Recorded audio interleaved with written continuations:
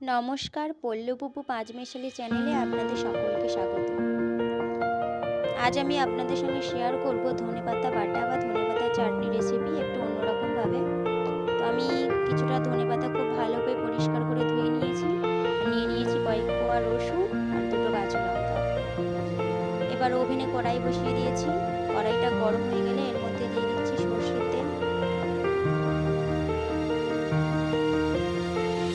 অল্প একটু সরষের তেল দিয়ে দিয়েছি। সরষের তেল গরম হলে এর মধ্যে দিয়ে দিচ্ছি অল্প একটু সরষে আর গোটা জিরে।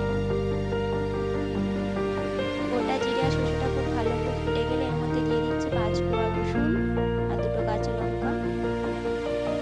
খুব ভালোভাবে নাড়িয়ে নেব।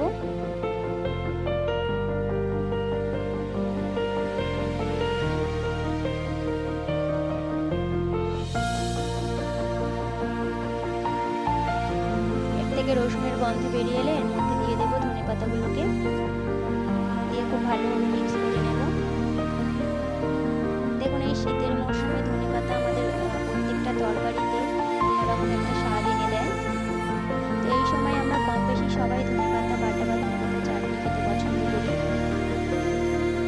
তো এইভাবে একবার বানিয়ে দেখবেন, গরম গরম ভাতের সঙ্গে খেতে অসাধারণ লাগে। তাহলে ভিডিওটি স্কিপ না করে দেখতে থাকুন। আমরা একদম পুরোপুরি ড্রাই করে দেবো না, সামান্য জল জল থাকবে, সেই অবস্থায় আমরা নামিয়ে নেব। এতে পেস্ট করতেও সুবিধা হবে।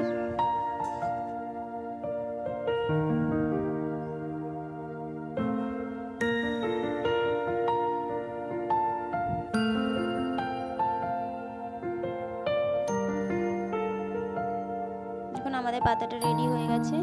এবার একটা বাটিতে তুলে নিচ্ছি।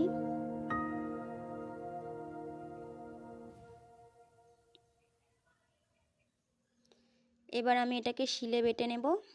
আপনারা চাইলে মিক্সি ব্যবহার করতে পারেন।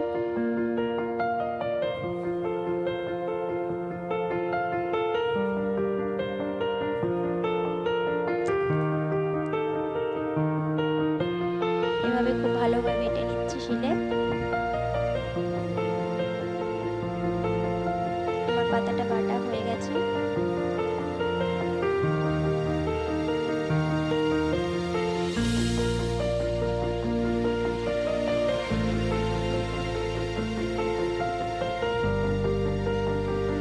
এবার আমি এর মধ্যে দিয়ে দিচ্ছি পরিমাণ মতো লবণ।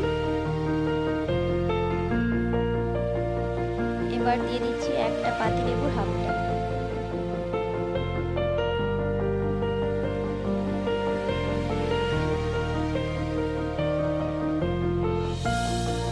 আপনারা যদি আরেকটু পেস্টটা যদি বেশি হয় তাহলে আরেকটু